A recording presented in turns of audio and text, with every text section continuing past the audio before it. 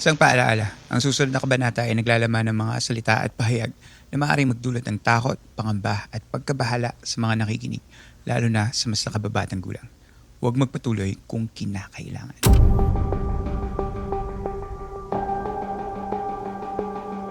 Welcome to episode 305. We're a week into 2026 and there's no better way to start the year than have an episode with one of my podcast friends. Today, sasamahan ako na nag-iisa at walang katulad sa sipag sa paglabas ng mga episodes. Welcome back to the show, Nick of Hello. Paranormal Podcast. Hello, Earl. Yay! Salamat sa pag-invite. Salamat. Ayan. Actually, nung sabi mo nga, magkita lang tayo, di ka mainisip na may recording. Pero I mean, sige lang. Basta magkita tayo. Di pa tayo nagkikita, technically. This is our first time. This is our first time meeting and diretso recording na talaga.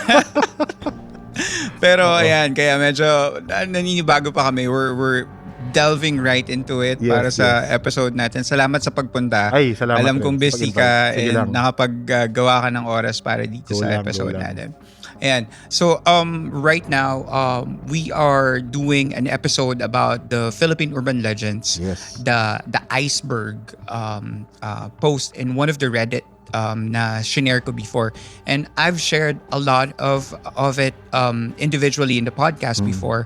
And ngayon parang nagbibigay lang kami ng teaser of each para makita natin kung ano ba talaga yung mga iceberg urban legends ng Philippines. And this is going to be part 2.2 kasi medyo madami talaga siya. So Nick is here to join me para pag-usapan yung iba pa natin. But first of all, sabi ng Nick ng Paranormal Podcast, baka naman there are people who happens to see the show for the first time, baka naman pwedeng ayun. pakilala ka muna. Hi, I'm Nick of the Paranormal Podcast and ayun, it's a podcast about all things paranormal. Doon rin kami nagkakilala ni Earl actually. Yes. Because of the podcast. And ayun, yun na yun. You can find it on Spotify and YouTube. Yes, ang daming episodes na sa mga hardcore paranormal enthusiast and nagmumukhang baby podcast yung Philippine Campfire Stories. Sobra ka naman. Kasi pag mas gusto nyo ng mga deep dives, no? Yes. And right now you're doing deep dives din, diba? For different topics about the paranormal. So if you have time and if you want more of paranormal and supernatural stuff that you wanted to discuss or you wanted to listen to, yun, Paranormal Podcast. Thank you. Ay, isisingit ko, Earl. Isisingit ko lang. Itatanong ko lang. Kasi nagbabasa akong Reddit kagabi. Yeah. And merong nagtanong na meron siya napakinggang podcast na may nagkwento about yung sundalo siya na may experience siya aswang. Hindi ko lang memorize anong episode yon. Pero may episode kang ganun, di ba? Tama ba? Yes, si Rally. Yes, oo. So, Sobrang shout out kay Rally. Sobrang active niya sa group chat namin. Yes. So, if by any chance you guys are hindi nyo pa napakinggan na yun, ano bang hindi ko malala yung number. Pero sundalo versus nakalimutan ko yung title. Pero meron ka episode nun. Siguro sa show notes lumabas parang talaga. sundalo versus aswang. Parang ganon. Yes. Parang ganon. But yeah, it's a very good story about Rally and his adventure. Hindi ko matawag na adventure, misadventure. Yes. Nung may nakasugupa sila na parang tribo or parang group of aswang na nasa parang mountains. Yes. Nakita mo sa isang Reddit? Talaga? Nakita ko sa Reddit, may nag-post na grabe yung napakinggan ko podcast. Tapos, hinahanap nila ano yung podcast na yun. So, sabi ko, alam ko, kay Campfire kay Earl yun eh. Baka kami nga yun. Yes, I'm sure marami pa sigurong ganun ding klase. Pero, one of the listeners of the show, si Rally, ay nag-share sa podcast namin. Around 270 something episode. I'll link it into the episode show notes. Sige. And yun nga, yung kwento niya was, nagpunta sila sa sa isang, sorry, may tumatawag. Okay lang. Ayun na, mga fans. Nagpunta sila sa isang mountain or na-deploy sila for a mission. And then, isa-isa silang nawawala na sadly may mga namatay silang comrades and yun. Pakinggan nyo. Sobrang ganda. Parang kang nanood ng pelikula. Yes, parang habang ganun. nakikinig ka kay Rally. Sobrang ganda ng episode na yun, guys. Parang I feel like I really watched a pinapakinggan ko. movie. Parang sabi ko, hindi ba talaga to pelikula or premise ng isang parang sci-fi or like horror thriller and hindi naman daw. So, yun. At buhay pa naman si Rally. So, hindi siya Nakapag- urban legend. No? Hindi siya parte ng urban legend. So, yun. Ipapahinga muna natin yung mga stories. If nakikinig kayo ng podcast, San Telmo Society is a series of short stories that are shared to us by our listeners. And today, it's not gonna be that one. Yes. We're gonna delve into the Philippine iceberg of urban legends. So, yun muna yung papakinggan natin right after the break. Okay. Magpapahinga muna kami ng, ng slide for our ad break and then we're gonna come right back at it and pakinggan natin yung unang urban legend. Alright. Okay.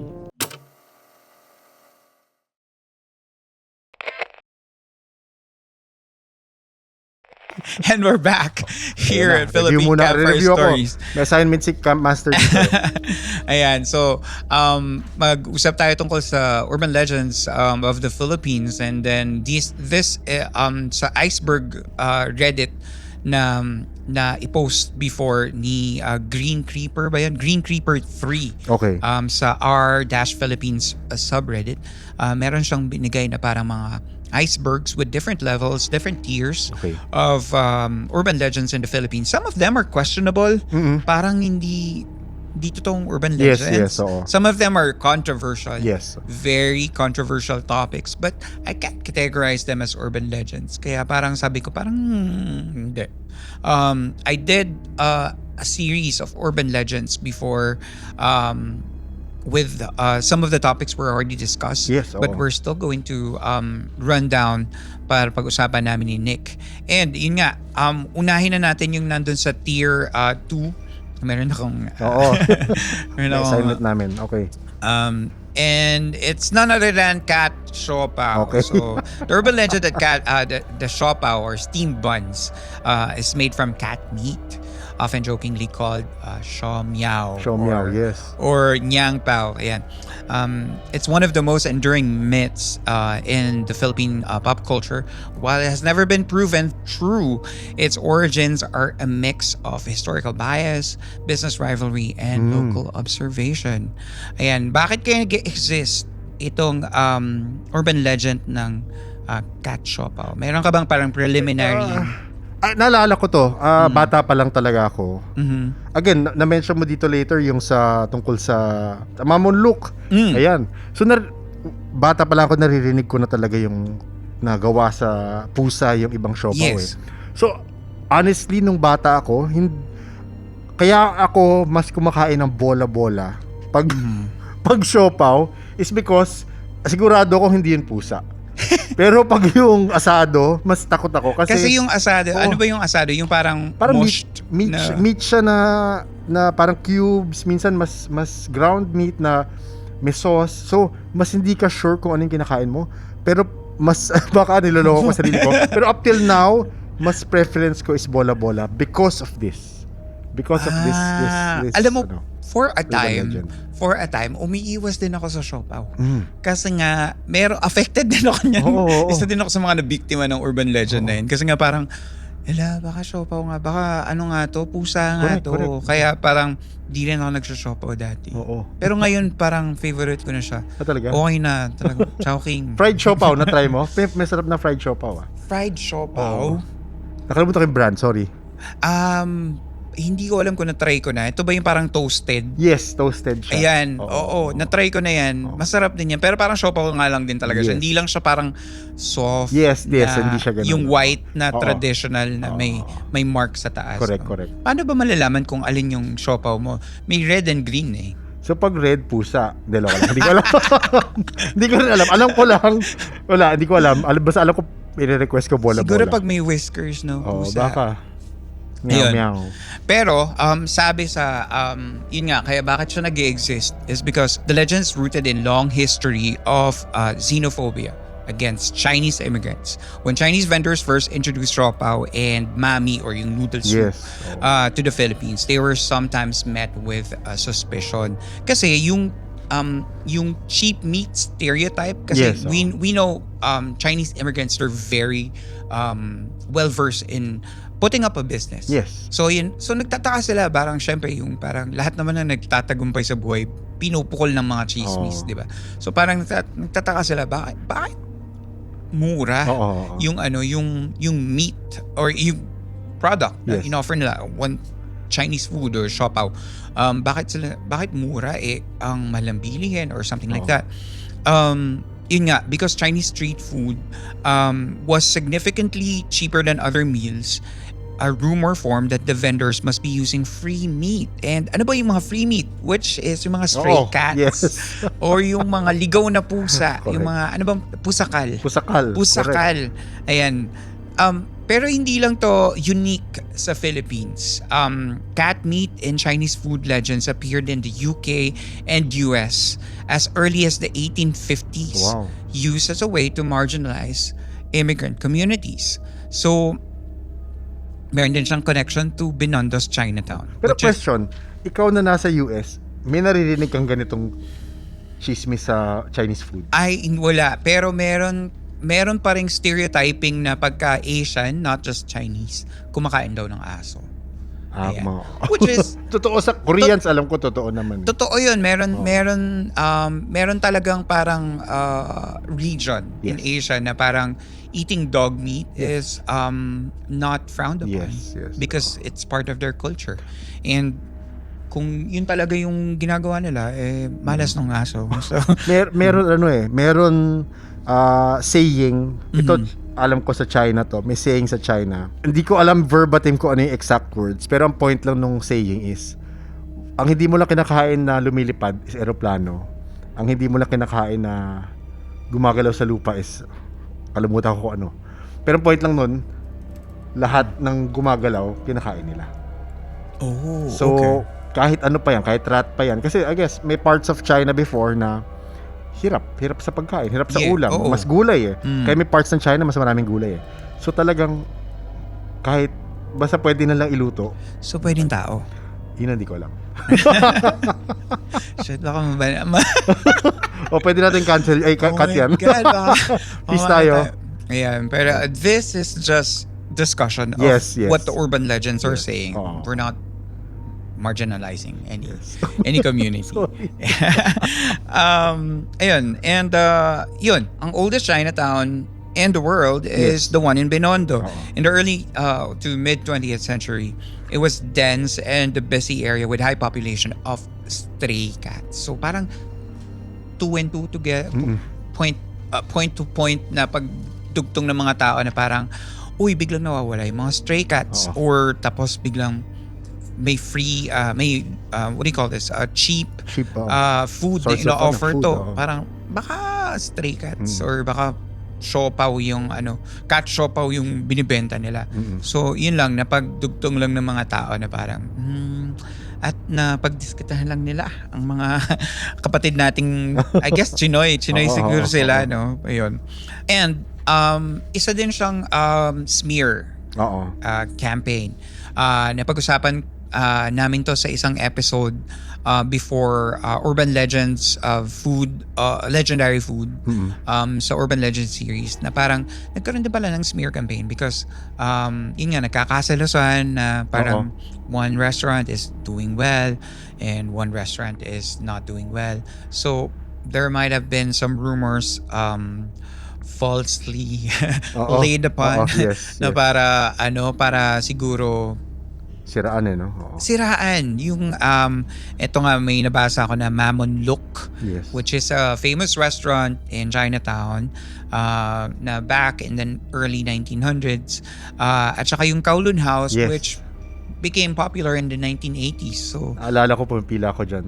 sa Kowloon Kowloon House. House sa may Glorieta ngayon. Meron Kowloon House doon na parang may take-out window sila doon. Tapos yun, may siopaw, may siomay. Ako naman, paborito ko yung Mamunlok kasi yung aking meron kaming kasama sa bahay na gustong-gusto yung kumain doon sa Mamunlok. Yung parang may soup sila, I forgot the term. Yung thick soup.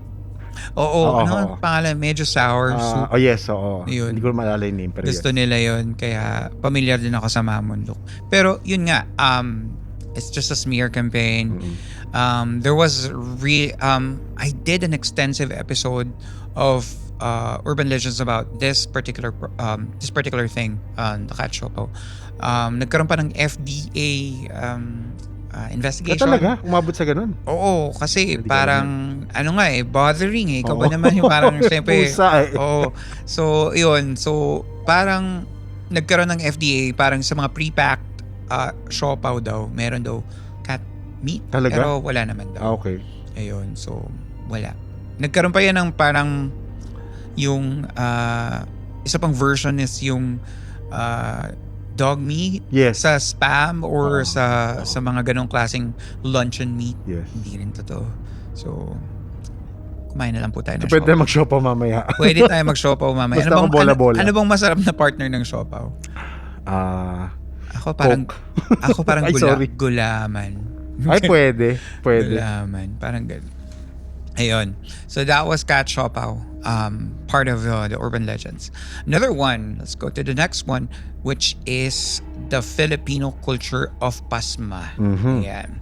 The most common saying about pasma is a warning often given by elders. Huwag ka daw maliligo. Yes. Kapag pagod or pawis, baka mapasma ka. Or another version is patuyuin mo muna yung pawis mo bago ka magbasa. Or dry your sweat first before getting wet. Ikaw ba naniniwala ka sa pasma? Yes. Up till now. So, Talaga? although, kunyari, hindi sa pawis eh. Yes, pag kunyari pawis ako, hindi ako maliligo agad. Or, syempre, pag nag-edit ako ng episode, pagod ang kamay ko, hindi muna ako maghugas ng kamay. Siguro mga 10 minutes before ako maghugas. Pinapahinga mo muna. Pinapahinga ko. And, hindi ko alam kung... Because of pasma. Because of pasma. Ah. Pero may sisingit ako dyan. Sige. So, ito nalaman ko kasi may friends akong Chinese.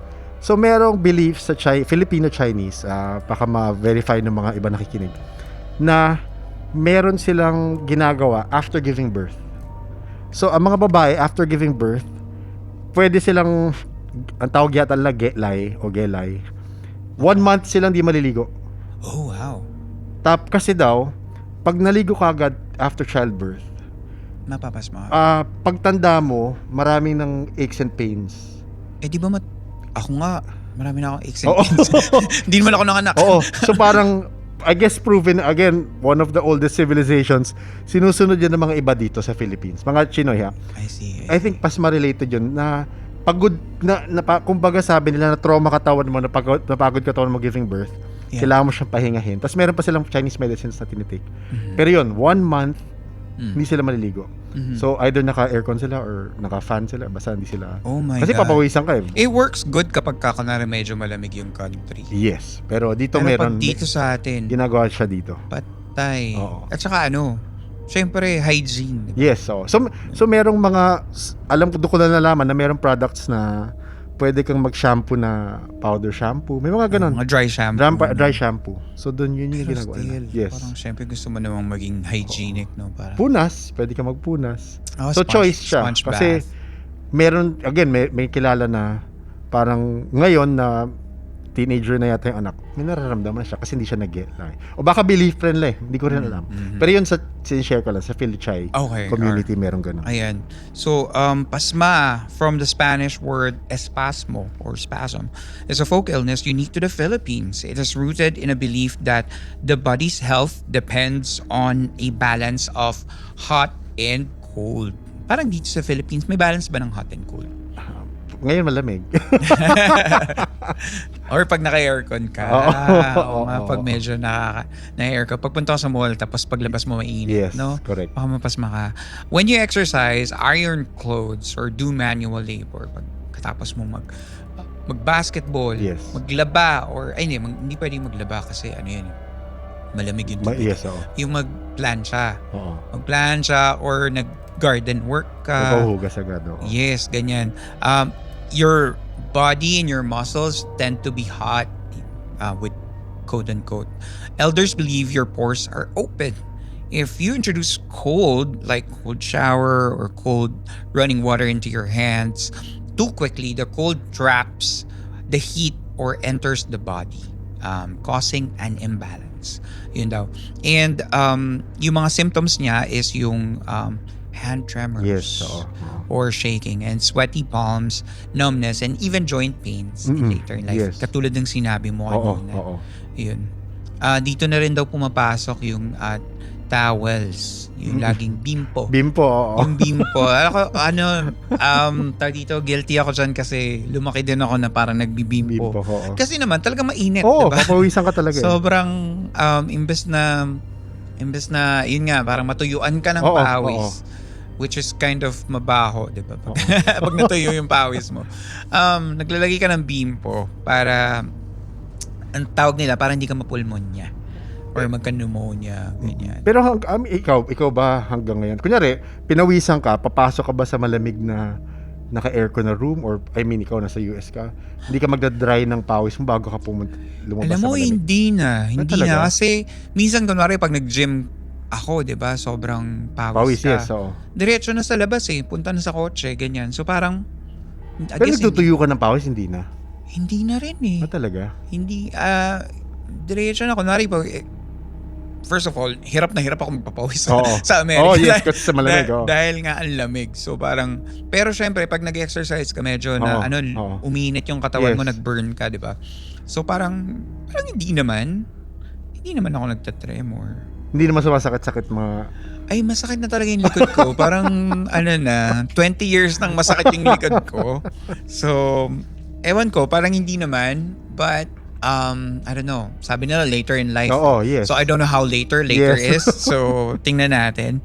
On a medical perspective, modern medicine does not recognize pasma as a real disease. Sabi nila, it's safe to shower. Doctors actually recommend showering after exercise to wash away the bacteria and help the body cool down. The muscle shaking or hand tremors after hard work are usually just muscle fatigue. Napagod lang yung muscle mo. Or it drops in blood sugar, which is not a permanent condition caused by water. Yan. And sweaty palms naman daw is hyperhidrosis. So, yan, nagagamot naman yung hyperhidrosis. Pag, hindi yung pasma yung parang, pasma ba yung tawag? Pag kunwari pawisin na yung... Hindi ba, iba na yun Hyperhidrosis can be cured by injection of any, Hindi ko alam. may ini-inject dyan para, para kumalma yung... Sweaty palms. Oo, I forgot. I used to know this. Ginagawa namin everyday sa clinic. Sa talaga? Oo, pagka may mga hyperhidrosis, pag kasi yung kunwari sa kilikili mo, lagi kang syempre dry, di ba? So nilalagyan ng I forgot. But yeah, it can be alleviated. So, parang, yun. Hindi siya dahil sa pasma. Meron lang talaga mga taong ganun na active yung sweat glands. Yes, Tapos totoo. pwede mo nga siyang bigyan ng cure. That is, ikaw ba pasmado ka? Dati, minsan may times na sweaty yung hands ko. Pero I guess nung tumanda ako na wala. Hindi ko alam. Talaga pa? Ano nga? Ay. See, dry. Oo nga. Hindi, soft nga Parang hindi nagtatrabaho si Derek Grabe. Ayan. So, the next urban legend is actually very interested ako dito. Ate Van Gang. Binabasa ko to parang the other day. Parang uy, may ganito pala. Parang hindi ko alam. First, hindi ko na nung bata-bata ako, pero pag-usapan natin. Okay. The legend usually starts with a lone traveler, often a tourist or a student, being approached by a group of friendly, well-dressed people who look like middle-class locals or tourists themselves. The hook is they offer to help with directions, inviting the victim to a local hidden gem of a restaurant. Naku, hidden gem, lagi yan sa sa mga influencers na I found Oo, a hidden yes, gem oo, of totoo. ganyan. So mga Delikado yung mga influencers ba, gem-gem na ano yan. baka influencers baka yan yung mga ano Sila yung bigang. yung mag-ano ng Ativan Gang, Oo. no? Ayan, buti lang di tayo influencers. Yun, ikaw lang. Cynic Ako lang influencer. pala, hindi ako influencer. Ikaw lang. The drug. Once the victim's guard is down, the gang slips a tranquilizer, historically Ativan, Ativan, no? a brand of lorazepam, into a victim's food or drink. Ayan. At ang mangyayari, the victim wakes up hours after or days later in a remote area, a motel or a taxi with all their valuables, including phones, Yes. cash, and jewelry, gone and no memory of what happened. Basahin natin yung nabanggit ditong origin and evolution. In the early 90s, the popularity of Ativan Gang became a staple in tabloids and police reports in the 1990s. It wasn't one single gang, but a style of robbery adopted by various syndicates. The 2025 injection is a twist of this Yes. particular urban legend. Interestingly, as people became more aware of spiked drinks. Ito parang medyo na ano ko to na rinig ko to. Yes, Parang oo. biglang Meron talaga. Meron maglalagay ng magle-lace ng drink mo, no? So magkakaroon siya ng yun nga parang substance. At doon ka na yung parang mahihilo Oo. at bigla ka ng yun na gagawin na lahat nila sa'yo. Yes. Unfortunately, Yes. yun. So, meron pang sabi dito na what do you call this? Syringe to inject victims with sedatives. Ayan. Bakit ito nagper-persist? Kasi meron nangyayari talaga. Meron talaga. Meron talaga. Pero hindi, yung sa drinks sa mga bar, siguro dalawang kwento na second hand, alam ko na may nangyayari. Talaga. Usually, target nito ay mga ladies. Babae, yes. No? So, pero last time na nakarinig ako nito, let's say mga 10 years ago. Mhm. 10 years ago. Kasi again, nung time, Nung baka nung time gumigimik ko. ka pa, no? Oo, nung gumigimik pa ako. O nung time Is ko. gumigimik ka term? Wala pang CCTV eh. So, hindi mo mahuhuli kung sino yung gumagawa. Kung sino yung ano. So, nung eventually... tapos kung mabilis sila gumalaw. Kasi patago lang naman nilang ginagawa. So, pero may kilala talaga akong ganun. So, hindi ka magdududa kung ba't hindi nawawala yung story kasi it still happens. It really still happens. Meron ding angle na pagka minsan yung hinihypnotize ka. Anong tawag doon? Budol. Binubudol. Binubudol ka. Parang, nabudol ka na ba? Hindi. Pero, Nabudol kita meron papunta akong dito. episode na budol. So, meron akong episode na budol. May nakausap ako, nabudol yung mom niya. Okay. And nakuha sa CCTV ko partially ko ano nangyari. Paano siya nabudol? Meron siyang... Kinausap lang. So, yung maganda sa episode na yun, nag-plug talaga. Yung maganda sa episode, may nakasama kaming si Coach John na nag-aral ng NLP, Neuro-Linguistic Programming. So sinabi niya, so una nangyari sa episode, pinakwento ko yung story nung guy na, kinukwento yung story ng mom niya.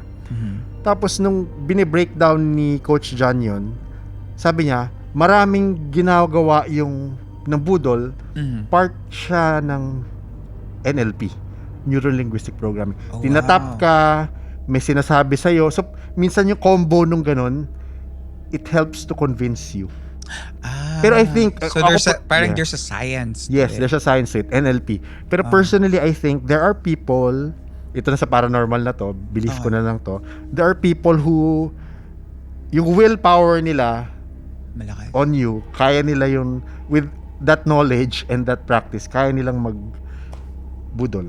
Na maluloko. Kasi may isa pang kwento before na nakwento ko rin sa episode yun na nanay ng ganun ang level, sorry. Nanay ng kaibigan ko, nagde-deposit lang siya, tapos nabudol siya, nawala yung pera, nakabili pa ng iPhone, tapos napansin nung nagbebenta sa mall na parang wala sa sarili yung girl na nagbabayad. Okay. So nung tinry nila gisingin, medyo natauhan siya, umalis silently yung nang bubudol sa kanya.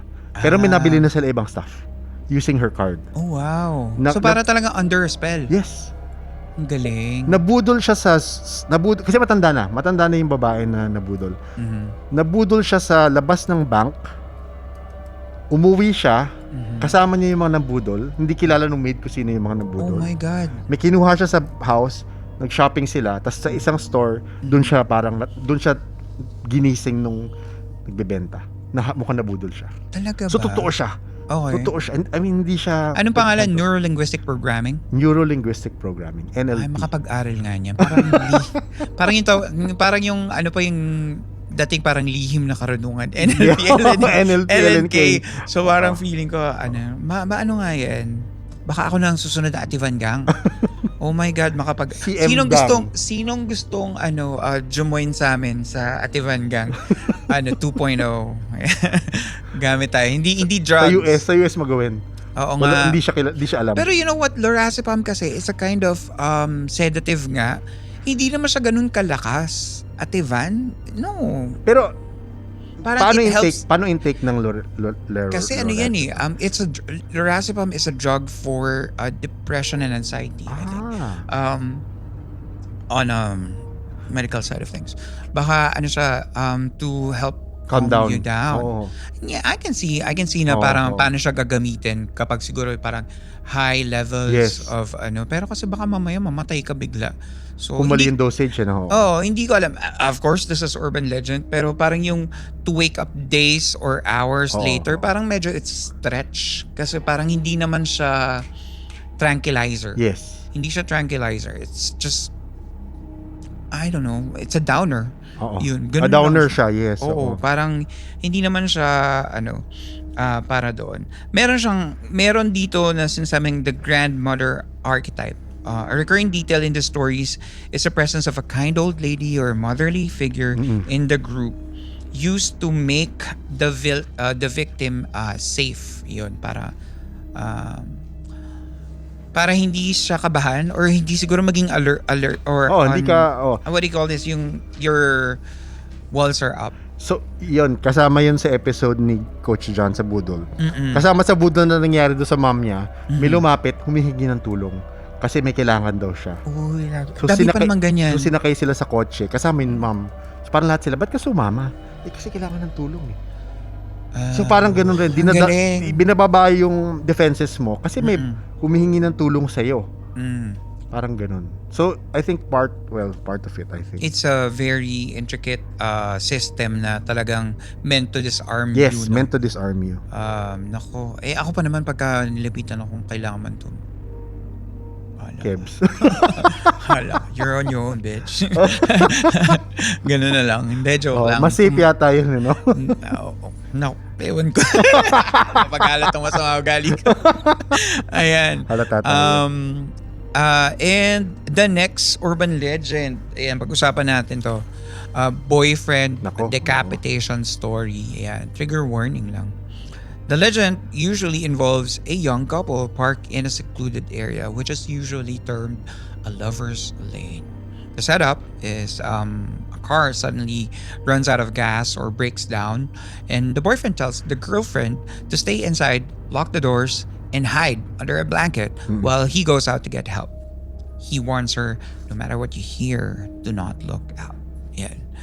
The sound, hours would pass, and the girl hears a terrifying rhythmic sound on the roof of the car.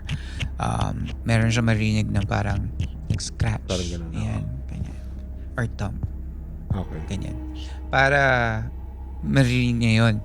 And in the morning, syempre hindi siya lalabas. Pero in the morning, yung mga kapulisan daw ay darating. And they would tell the girl to get out of the car and walk toward him without looking back. Tama ba? She inevitably looks back and sees her boyfriend's body hanging from a tree branch above the car. His feet, or his severed head, were what was scratching or thumping against the roof as the wind blew. So parang yung nakasabit. And then yung paa, yun yung humahampas. Yun yung naririnig the night before. Sa bubong ng car. Ayan, narinig mo na ba to? Ako, high school pa lang naririnig ko na tong kwentong to. Yung lover's lane. Wala naman kasing lover's lane sa university na napag-aralan ko. So parang, pero sa UP meron, diba? Sa UP, tama ba? Maraming lover's corner. Atas. Mm. Peace tayo, mga isko at iska. Ayan. In the 1960s in the US, ito yung mga earliest recorded versions. At yung na ungkat namin ay sa University of Kansas in 1964. It gained massive popularity in the 70s and in the 80s. And it's a cautionary folk tale para mag-warn ng mga teenagers kasi diba, ganun naman yung mga urban legends. Tinatakot ka para hindi mo gawin, para hindi ka makipag-make out sa lover's lane. Momol. Make out lang. Yun. And yun nga, para yung the car, it's a cautionary tale para hindi ka mag-stay out late in secluded places, which is very, very dangerous. Especially kung unguarded ka, if you're doing something that's, takes out your attention. Correct. Especially if you're, doing the deed, or if you're too focused with whoever you're with, nawawala yung attention mo and biglang merong mga masamang loob na nasa paligid, especially gabi, nasa secluded area ka. Diba? Ang dali-dali naman talaga maging target ng mga masasamang loob. Meron ding sister story ito, yung The Legend of the Hook, where a killer with a hook for a hand attacks a couple in the car. So, naging part na rin to ng episode ng Urban Legend series back about 3 years ago. Philippines yun, yung Hookman, or ibang country? Hindi, para namang wala naman tayong, ikaw ba, parang may kakilala? Chismoso lahat dito. May kakilala ka bang may hook? Parang wala naman akong kakilalang may hook. Pero, alam mo yung sa Zodiac, merong one, hindi ko alam kung isa or dalawa, pero may isang actual sa Zodiac, I think, pag pinanood yung movie na Zodiac ba yung title, ni David Fincher. One of the first scenes doon, which is based on a true story, yung murder, is merong pumunta sa lover's lane, tas nabaril sila pareho. Bakit? Si Zodiac medyo walang sense yung killings niya eh. Unless meron ng bagong docu ngayon explaining pero hindi alam yung motivations niya during that time. Kasi hindi lahat naman na pinapatay niya lovers. Although may pinatay siya sa isang island na magjowa rin eh. Pero ang point, hindi unfounded yung fear kasi meron talagang napatay sa lover's lane. Pero not as graphic as this na it was violent pero hindi siya parang ganito na nahinang tapos, di ba? Or pero ganun naman ang mga urban legend, di ba? Parang laging merong germ na pinagmulan. And then, naging superimposed. Yes. Or sobrang elaborate. Ganyan. Ikaw, kung gagawa ka ng urban legend, anong papalabasin mong urban legend? Yung parang bigla mo lang simulan, tapos biglang... Yung isang nakwento sa akin isang guest, si Sir Gerard, na parang... Sir Gerard? Oo. So parang sounds like an urban legend, pero paranormal in nature na siya. Sa isang episode namin, nakwento niya na yung burger machine na, di ba yung burger machine, chain? Makikita mo may duwende? Huh? Wala tinignan mo yung burger machine na kiosk, na store, merong duwende sa isa logo niya or malapit sa logo niya. Okay, sige. So, ito sabi niya to, pero for me parang... May burger machine pa ba? Meron pa. Okay, sige, titignan ko yung logo ngayon. Tignan mo. So, sinasabi niya, yung nagbigay ng recipe at nagpakita-success is duwende. Ay, totoo ba? Oo, yun ang sabi. So, parang pag-inisip ko, parang urban legend, pero from him, coming from Sir Gerard, parang... Ay, oo nga. Posible. Meron nga. Oo. Okay. Ako naman, ang urban legend na pauusuhin ko ay kapag nakinig ka ng horror podcast, open yung mo. Yung third eye mo. Huwag kang ganyan. Lalo na pag nag-host ka daw ng podcast. Alam mo... Kapag naka-episode 333. Ayan. Hindi, maraming nagme-message sa akin. I'm sure baka meron ka rin nakukuhang ganito na sinasabi nila pag nakikinig sila sa podcast, marami silang may mga bumubulong na, marami sila na sa'yo, may ganun ba? Oo, totoo kasi yun. Pag talaga nakikinig kayo ng horror podcast, open yung third eye nyo. Kasi may yan kaka-in-vibe nyo nung So yun, urban legend. Urban legend lang yun Urban legend.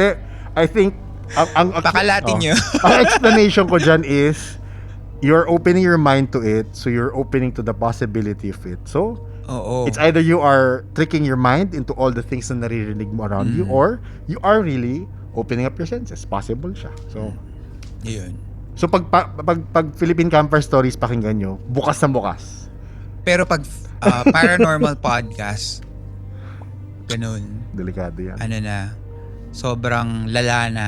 Ano ka na, nasa ibang dimension ka na. Nako. Sunod na. Next, ang kwento ni Jodiel Nieva, isa na namang episode ang nagawa natin dito. No? So parang feeling ko nagawa ko na lahat din to.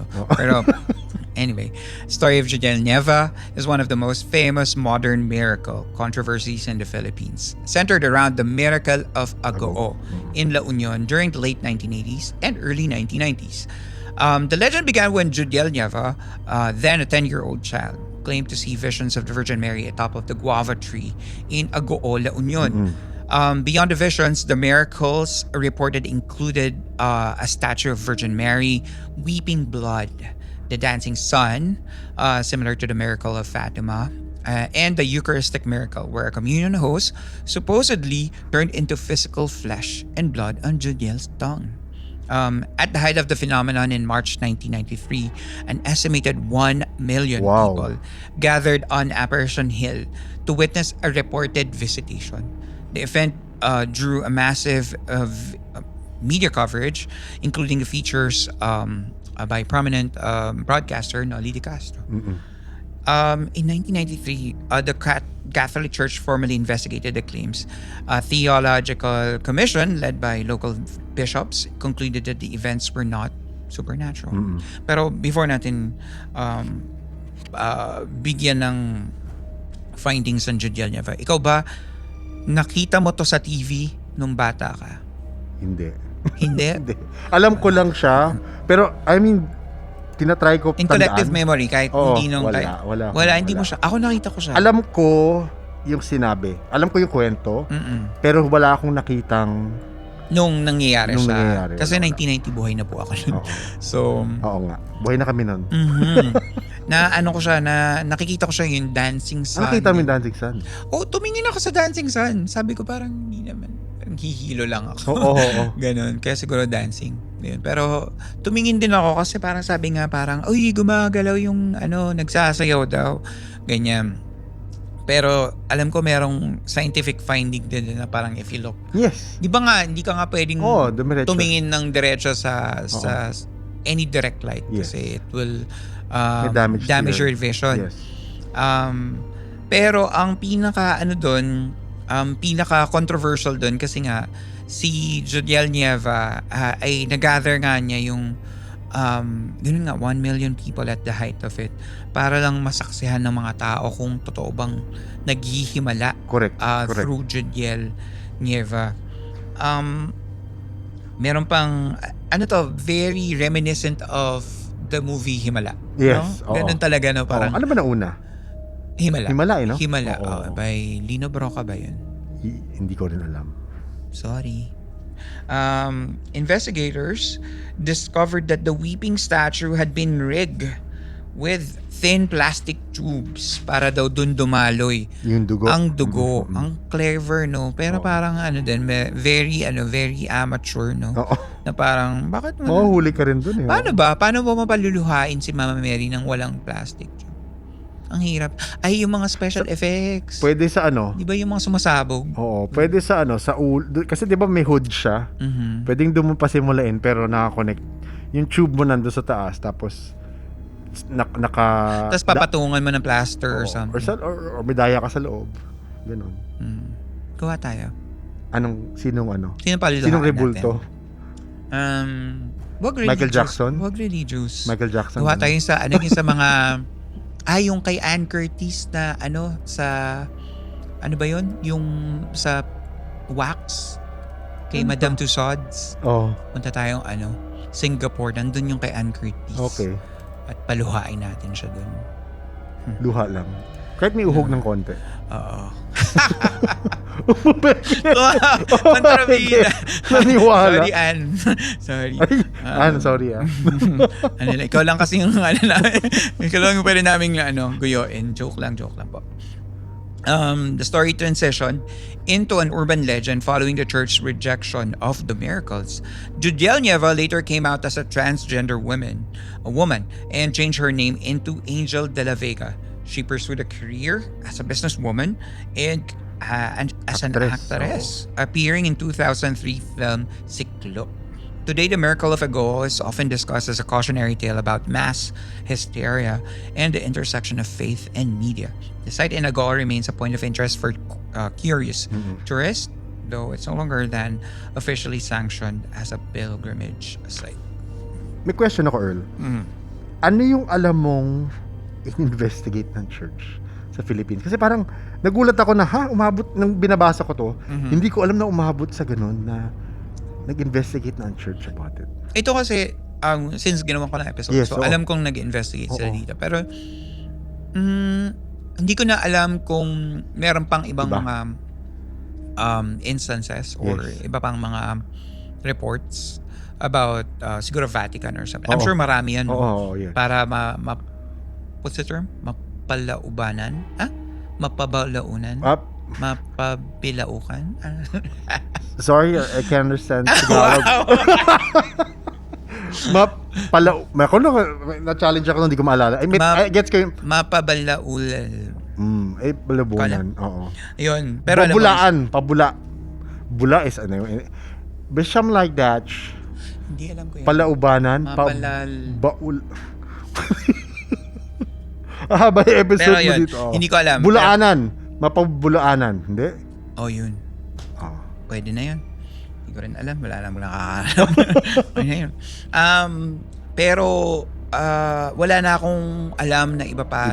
Na pag-researchan ko. Yes. Yun. Aside from Judiel. Pero nakakabilib. Nabilib akong, pati si church medyo, totoo ba to? Kasi nag-gather na siya ng nag-gather na siya ng crowd. Yes, diba? So parang, sa bagay. Diba, kung ganun, kung may gathering of crowd na parang, na rin, hindi na rin ikakaila ng church. Ng church. Ng Catholic Church. Yun, kaya, ayan, so that was Judiel Nieva's apparition in Agoo of March 1993. Moving forward to the next urban legend. Mahaba to. Ito may episode ka nito, di ba? This was my very first episode. Ganito siya kabigat. Teniente Gumo. The legend of Teniente Gumo is perhaps the most terrifying urban legend. Kaya nga siya yung number 1 episode ko . Kasi nga parang lahat yata ng horror enthusiast have heard of Teniente Gumo. The urban legend is from Western Visayas, specifically originating from Dueñas, Iloilo. It is the ultimate aswang story that has been whispered in schools and provinces for generations. Bago natin pag-usapan, kasi parang feeling ko, kung nakikinig ka ng Philippine Campus Stories or Paranormal Podcast, alam mo na to. Ng Teniente Gumo, no? So parang, kung natin masyadong pero ikaw, anong experience or anong unang memory mo ng Teniente Gumo? So, unang memory ko dyan is yung nung growing up, yung yaya ko, taga-Capiz.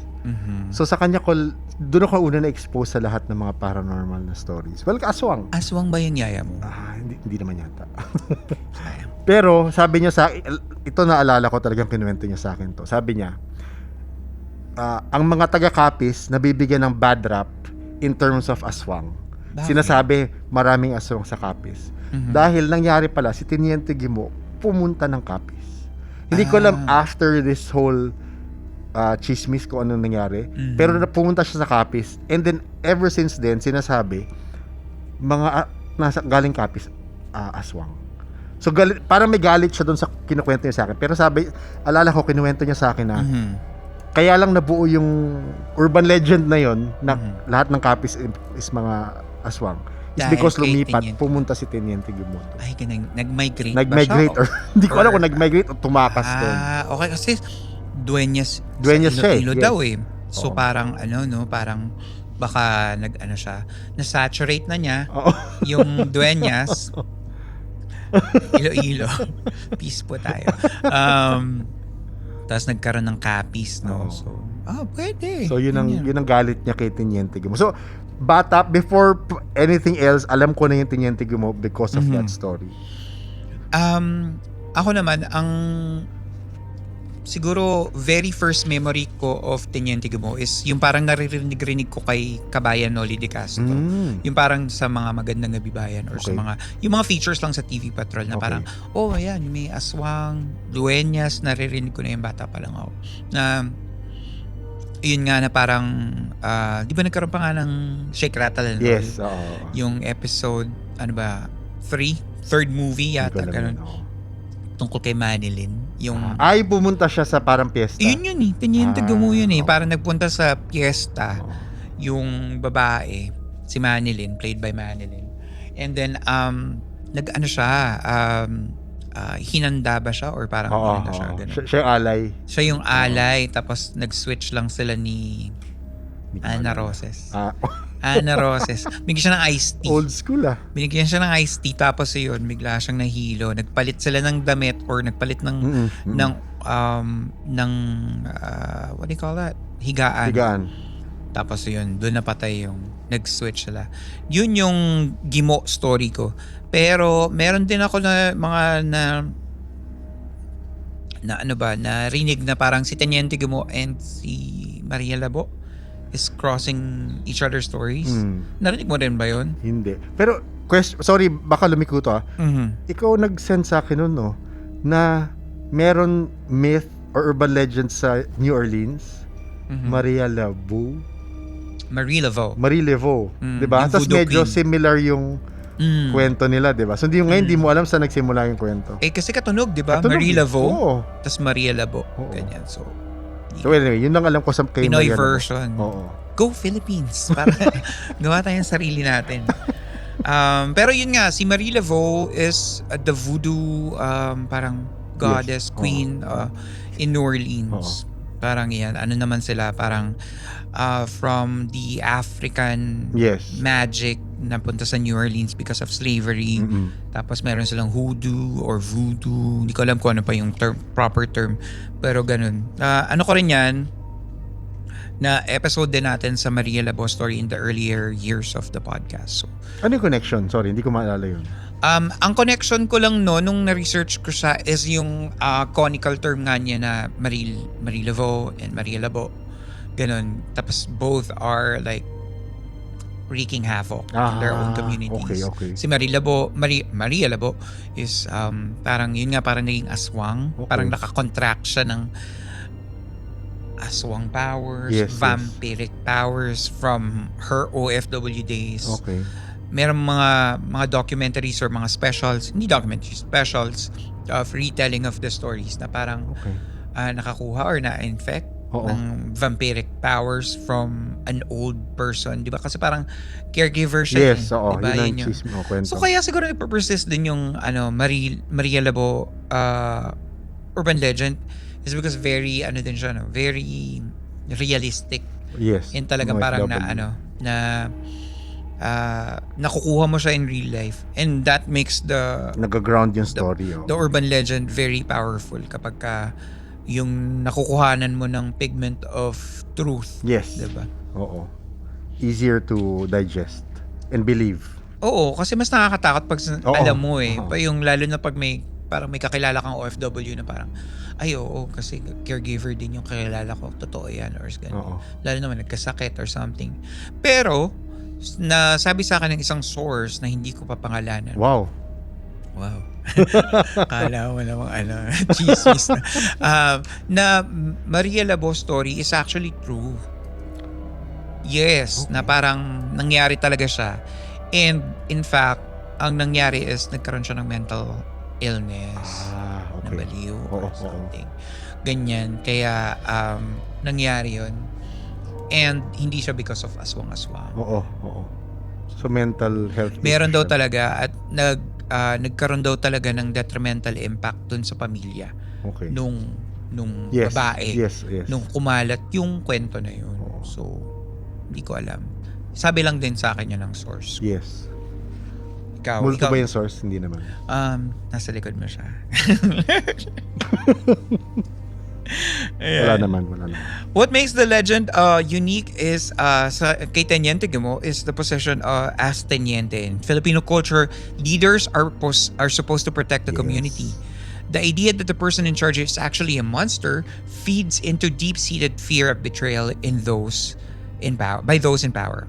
Dueñas Iloilo to this day is often unfairly associated with this legend, and for decades, residents of Dueñas face aswang stigmas when traveling into other provinces because of the Guimo story.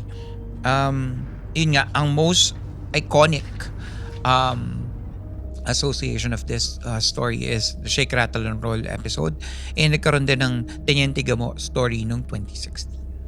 Hindi ko alam yan Meron din. Yes, na available yata sa Movie siya? YouTube. Yes, Okay. nakita ko yan before. Ayun. Kaya, ayun. Kung magkakaroon ka ng urban legend na ala Teniente Guimo in style, paano mo gagawa ng urban legend? On the spot mo naman ako, Earl. Ay, Inisip ko kung kwento, ano. ganyan, parang Ang dami kasi. pwede, no? Teniente. Palitan mo ng teniente. Gawin mong senator. Hindi. Tama. So, congressman siya. Tapos, hindi siya nabubusog. Tapos paggabi, nagiging siya, buhaya siya. Oh my God. Oo. Okay. Tapos Ang ganda. kumakain siya Uh-huh. ng pera. Ang ganda. Kasi baka meron talagang ganyan. Marami yata. Nako. Ano lang yun story of fiction. It is a fictional idea. Yes, pero fiction is more more truth. Charot lang. Nako, Huwag tayong charot paalam. lang. Di ako natatakot kasi hindi naman ako taga dito. Oo nga, kaya nga anonymous naman ako kaya peace tayo. Sana naman. Feeling ko di naman sila Pero wag po tayo magboboto ng mga buhaya. Ay, Okay na yun. sana naman. Actually, sinabi mo dito, again, you have the choice to cut this out. Pero the idea that the person in charge is actually a monster. Yun yung nakakatakot. Diba? Parang kasi, after mo sabihin yan, tas again, this might be too timely, tapos yung nangyari sa US of what happened with that invasion. Ako parang, wala na wala nang pretenses, they just ginagawa na lang nila, no? Oo. Wala Hindi na nang hiya-hiya. tinatago. Grabe. After ikaw, hindi ko alam gaano ka-affected about it. Ako parang sobra ako na-shock na nangyari yun. Anyway, I think yun lang. Yung statement lang na yun just goes. Oh my God. Ang dami. Tinitige mo si Donald Trump? Anyway. Esensya na. Ayan. We're on to the last one. Ito. Don't eat... second to the last. Don't eat homemade meals. Hindi ko na to nilagyan ng breakdown kasi parang feeling ko na pag-uusapan na natin sa mga kanya-kanyang podcast. Na parang correct. huwag tayong kakain ng mga inaalok sa ating pagkain pag nasa labas. Yes. Or nasa ibang lugar. Lugar na hindi mo kilala. Yes. Na first time natin. Ganyan. Bakit? Bakit ganun, Nick? Alam mo, timely yan. Hindi pa yata kami naka-record ng episode for that. May nag-email sa akin na yung tatay niya, balis yata yung tawag eh. Hindi ko sure kung balis yung term. Oh, Balis or usog. ano yung, basta na poison. So yung dad niya works outside of where they were, na poison tatay niya, umuwi sa kanila, tapos namatay. So parang sabi niya, dapat yata ang nangyari doon, na poison siya doon sa area na yon, naghanap siya ng healer doon. Kasi alam nung healer kung sino yung gumawa. May hex. Dapat daw, kung nangyari yun, baka buhay pa daw tatay niya kung ganun ang ginawa.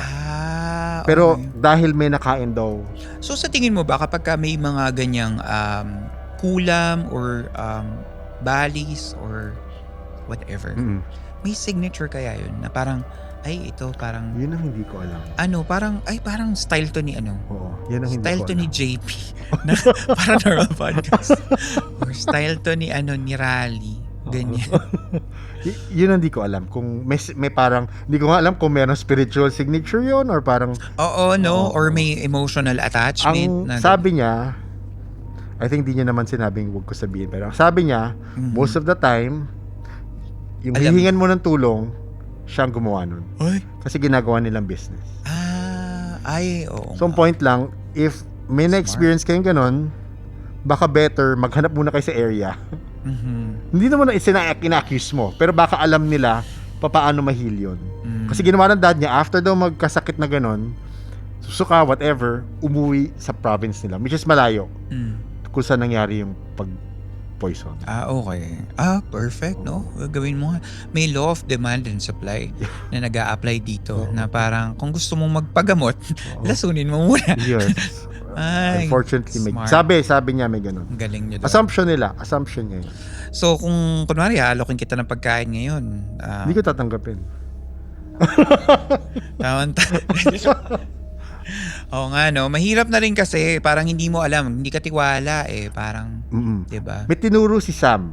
Okay. Past guest rin ng Si Sam is Philippine Camper Stories. Yes, diba? si Sam is one of our previous guests. Hi, Sam. May tinuro siya na, baka pwede ko i-demo sa cup mo. Pwede ba? Oh, yes. So, pag may nag-abot daw sa'yo ng cup, ito yung turo sa kanya. Pwede abot mo sa akin, Earl. Yes. Pag may nag-abot Inom daw, ka. saluhin mo sa ilalim. Okay. Pagkuha mo. Mhm. Kung meron daw, sasabog daw yung baso. Paano sasabog to? Okay. Sasabog daw yung baso pag ano. So ako, again, yan naman ang aking belief. Mhm. Inihirit ko sa podcast yan. Wala namang mawawala. So Okay. every time I accept a cup from anyone na hindi ko kilala, sinasalo ko sa baba. Yes, okay. Oo. Ako lang, yun lang ako. Superstitious ako at lahat. Pero Talaga ba? yun ang turo ni Sam. Kasi may tito siya na ganun Wala na ba ginawa, yung parang sumabog. iniikot? Hindi ko alam kung merong ganun. May mga iniikot. Hindi ko na alam yun eh. Para to counter Baka yung something. future episode, Count Master. Mga counter hexes. Yes. Oo. Protection spells. Oo. I love protection spells. Meron tayong protection spells na sobrang natin yung pera usog, Pero so, pera balis, pero bali. tabi-tabi po. Yung mga daily protection spells na tinuro sa atin na hindi natin alam protection spells pala. Isisingit ko lang. May nakausap akong Irish folklorist na 70 plus years old. May version sila ng tabi-tabi po. Ay, ano daw? Nakalimutan ko Tabi-tabi po? tabi-tabi. Hindi, literal na parang it's pag nasa field daw sila, tapos meron silang cross na whatever. May parang ganun sila, parang may excuse me sila, pero ganun. literal tabi-tabi po siya. So ang galing na sa ibang cultures meron, especially sa Irish. Galing. Well, Pero ikaw, anong style mo pag may homemade meal? pag may homey meals sa akin, depende sa level ng gutom ko. Pagka, alam mo yung ganun ka-dangerous yung life na binubuhay ko is parang kapag gutom ka, okay na yun. Go. Take the risk. Okay na to. Parang talo-talo na to. Ano pa bang pinaglalaban natin? Ayan. So, don't eat homemade meals. So yung mga may balak Camp Master, alam na this. Okay? Kainin niya na. The last is May Day Eve. It is most famous as the title of a classic short story by Nick Joaquin, written in 1947, which elevated a common lover's superstition into a haunting urban legend. The legend centers on a divination ritual performed on the night of April 30, which is the May Day, May Day Eve. According to the old folks, a young woman must take a candle and stand in front of a mirror in a dark room. If she is lucky, she will see the face of the man that she is destined to marry. If she is cursed, she will see the devil. A young woman named, ito yung kwento ni Nick Joaquin. Yes. Yung, si Agueda is the young woman named in that story. She performed the ritual and sees a man named Badoy in the mirror. I'll make the story short na parang nakita ni Agueda si Badoy and yun pinakasalan niya not knowing na yung parang meron siyang kasi stranger yung lalaki no pero pinakasalan niya na merong mga personalities and traits yung napangasawa niya na parang hindi sang-ayon sa kanya. So parang nagkaroon sila ng very bad marriage and iyon. So parang nagmukha siyang kontrabida sa kwento niya. And she yung napangasawa niya in her POV is the devil. Yan. So parang kinuwento niya sa anak niya na parang nung nakita ko yung tatay mo sa mirror, yun ayun na parang dahil nga sa nangyari sa kanilang kasal is parang yun pala ang demonyo. So, yun yung kwento niya. Um, the legend taps into romance versus horror theme that's very common in Philippine culture. It reflects the anxiety of marriage and the idea that the person you fall in love might have a dark side. And you will only see that later, of course, turning the destined lover into the devil. Yun ang urban legend ng Mayday Eve. Hindi ko pa narinig yan. May narinig ka bang ganun? Yung parang mas natin yung Mary Bloody Chua. Mary. Ayun yun. Bloody Mary. Ito hindi ko pa narinig tong kwentong. Mayday Eve. Ayan. Ako din. Parang first time ko yata yun. Oo. Mas familiar ako dun sa yung parang lalabas yung yung lover mo. Dun sa, or yung may lalabas na Mary, Mary Chua ba yun? Yung Mary Cherry Chua. Parang ganun.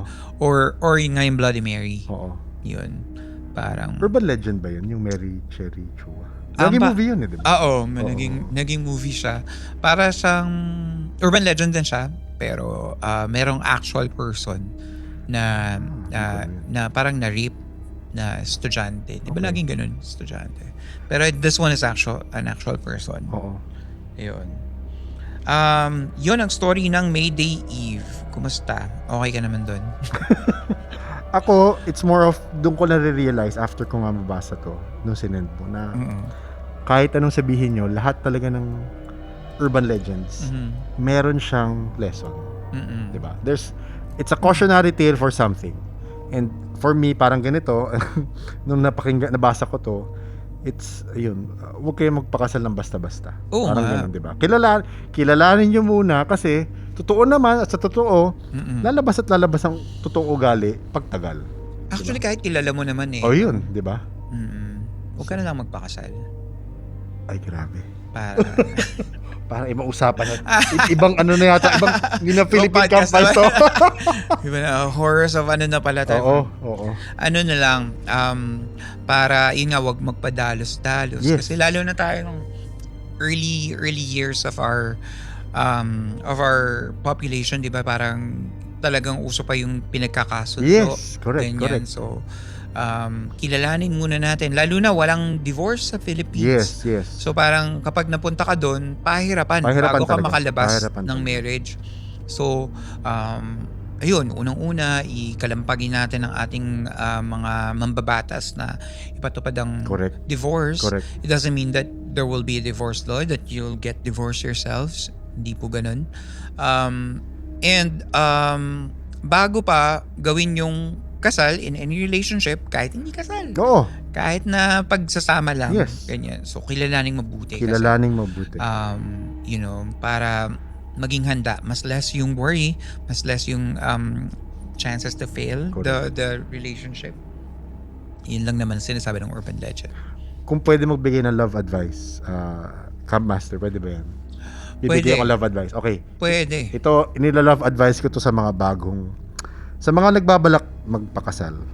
So, kahit mukha akong ganito at nakakatakot ang pinag-usapan ko, meron naman akong insight sa mga pag-ibig. So, sa akin, sasabihin ko is, mag-travel kayo together. Oh, bakit po? Kasi, dyan lalabas yung actual ugali ng tao in terms of pag nasa-stress, yes. in terms of, kasi kasama mo 24/7 eh. So, makikita mo kung meron kang hindi kaya. Kasi you're outside the jurisdiction of your comfort zone. Wala ka sa comfort zone. So, kung nagmamadali kayo, may aberyang nangyari sa tickets nyo, may something sa luggage, alam mo yun, you will see how a person deals with stress and you will see if, can I handle this long term? So, I think kailangan meron kayong, it doesn't have to be an international travel. It can be, basta at least 2-3 days na you really get to see the person. Kasi, pag nagkaganon kayo, before diving into a deeper relationship, you will see kung ano yung totoong ugali. Ako, personal yun. Okay. So, yan ang ano nyo, from Joe the Mango. So, pa rin lang. Siningit ko lang. Hindi na siya paranormal. Pasensya na. Okay. Ako naman, para siguro yung ganyan to test kung merong chances na baka hindi para sa'yo. Mm. Ano lang din, wag munang isara ang contract. Keep your doors open, your options open. Okay. Be casual about your relationship. Ayan. Kasi you'll never know. Baka minsan sa kama madali natin na ay, baka maubusan or baka wala ng next time or baka naintindihan ko yan kasi parang syempre, di ba, parang hindi mo alam, baka mamaya paglipas ng panahon, wala nang pumili sa'yo. Yes. Hindi yan totoo. Kailangan masinsinan kasi going into a relationship is it's a serious business. It's a serious kasi commitment. you're gonna share lives together. So Correct. para maiwasan niyo yung katulad na nasa urban legend na parang nakakita Naging ka ng demonyo. Naging malademonyo yung Ganyan. partner. Oo. And yun, hindi naman may iwasan yun. May may pagbabago sa buhay na nung una masaya, biglang hindi naging Simula masaya. naman palagi masaya. Oh my God, bakit naging ganito yung story Kasi na? malapit ng February eh. February 14 kasi, Oo, malapit Valentine's na. Day natin. At yun ay isang paalaala na hindi lahat ng pagmamahalan ay nagiging matagumpay. Oh my gosh! Joke lang po. Ayan. Yun, those are part 2 and 2.2 of the Philippine Urban Legend series here, the Iceberg edition. Marami pa kaming mas maintrigang kwento at dalawa pang tiers ang susubukan kong cover lahat. But for now, this is where our episode ends. For our campers na feeling mo ay good job ang podcast sa pagsama sa'yo sa mga araw-araw na gawain at naiibsan ng pagkainip mo, medyo feeling generous ka today, you can send love and appreciation. Just follow our episode show notes. Puntahan mo doon. Nandun yung PayPal link namin para sa mga people abroad and GCash for lalakasan ka na yung love ko kasi minsan lang naman ako ma-record ng TPN eh. Thank you TPN, the Pod Network Studios, for letting us be here. Ang ganda ng, di ba na? Oo nga eh. Ang legit. Parang professional eh. Podcasters, ganyan. Sa kwarto lang tayo. Tama. Tsaka sa kotse lang tayo nagre-record eh. Dati nga sa garahe lang ako eh, ganyan. Yung natin. And you can also subscribe to the Philippine Campfire Stories YouTube, TikTok, and other social media channels. At para naman matulungan nyo kami when you're listening through Spotify, go ahead and listen all the way to the end para dun sa mga ads because those ads keep our show running here for free. True. Panghuli, kung may mga kwento kayo na gusto nyong isend sa amin at gusto nyong basahin, you can send it to campfirestoriesph@gmail.com. Bago tayo magtapos, I'll let Nick invite you guys for okay. Paranormal Podcast. Thank you for that.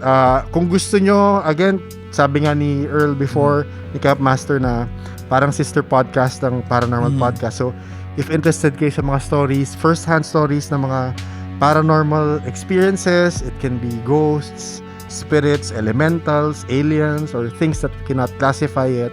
Baka gusto nyo try ang Paranormal Podcast, you can find it on YouTube, Spotify, Chok, and Apple Ano Podcast. yung chop? Hok. Oh, okay. Hikhok. Oh. Yun, so follow nyo rin si Nick, ang kanyang podcast, Paranormal Podcast, para naman may mga matutunan pa tayo tungkol sa mga supernatural and paranormal. Thank you so much, Nick. Thank you. Para sa pagkakataon. Salamat rin. Maraming salamat po sa inyong pakikinig. Magkita tayong sa susunod na episode. This has been Earl, your Camp Master, and this is Philippine Campfire Stories.